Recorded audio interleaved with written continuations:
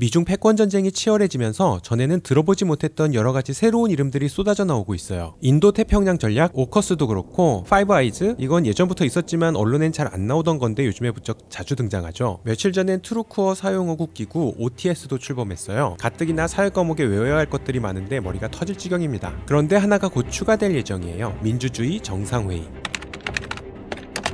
국제회의나 국제기구는 크게 두 가지로 나뉩니다. 하나는 같이 머리를 맞대고 잘 해보자는 거, 다른 하나는 편갈라서 싸우자는 거. 그런데 요즘 많이 언급되는 것들은 주로 편갈라서 싸우자는 것들이 좀 많아서 걱정입니다. 일단 상황을 좀 살펴보면 요즘 등장하는 새로운 국제회의, 국제기구들은 주로 미국이 주도적으로 만들어가고 있는 것 같아요. 무슨 말이냐, 세계의 패권 자리를 두고 비록 중국이 미국을 쫓는 형국이긴 하지만 마음은 쫓기는 미국이 더 급한 것 같다는 생각이 듭니다. 왜 미국의 마음이 이렇게 급해졌을까요? 지난 2차 대전 이후부터 미국은 그 누구도 넘볼 수 없는 세계의 패권국이었죠. 그러다가 미소 냉전 시기에 소련 견제를 위해 미국이 중국에 힘을 실어줬어요. 그런데 미국이 테러와의 전쟁을 열심히 하는 사이 중국이 엄청 커버린 거죠. 결국 트럼프 대통령 때 이미 세계 경제에 짱 자리를 두고 미국과 중국이 1대1로 붙었잖아요. 근데 승부가 안 났죠. 원래 미국이 짱이었고 도전자 중국이 등장해서 한판 붙었는데 승부가 안 나니까 짱으로서는 면이 안 서겠죠. 한판 붙고 나니 왠지 힘으로는 좀 후달릴 것 같고, 그러니까 바이든 대통령이 지금 제일 강조하고 있는 것이 동맹 강화예요. 혼자 붙어서 쉽지 않으니 친구들하고 같이 붙어보자, 뭐 이런 전략이죠. 일단 제일 만만한 영국, 호주, 캐나다, 일본, 인도 보고 나와서 중국하고 같이 싸우자고 했어요. 이게 인도 태평양 전략, 오커스 뭐 이런 거죠. 이 나라들의 특징은 그동안 중국과 협력도 많이 해왔지만 갈등 요인도 많이 있고 무엇보다 중국보다는 미국과의 협력이 더 중요한 나라들이죠. 그러니까 형이 중국 데리러 갈 건데 같이 갈래? 하니까 제일 먼저 손을 든 겁니다. 그러다가 이제는 미국이 100여 개 국가를 한꺼번에 불렀어요. 야, 민주주의 하는 나라들 내 편이니까 다 나와. 이게 바로 요번에 개최하는 민주주의 정상회의입니다. 민주주의? 고조 인민민주주의도 가도 됩니까? 넙! 그런데 미국은 왜 100여 개 국가를 한꺼번에 불러야 했을까요? 아니, 이게 올림픽도 아니고. 이게 힘으로 싸우는 거면 미국, 영국, 호주, 캐나다, 일본, 인도가 같이 때리면 어렵지 않게 이길 수 있겠죠. 그런데 이번 싸움은 비록 민주주의라는 정치체제 이름을 빌려 소집하기는 했지만 실은 힘으로 싸우는 것이 아니라 공급망 재편의 싸움이기 때문입니다. 적어도 지금까지는요.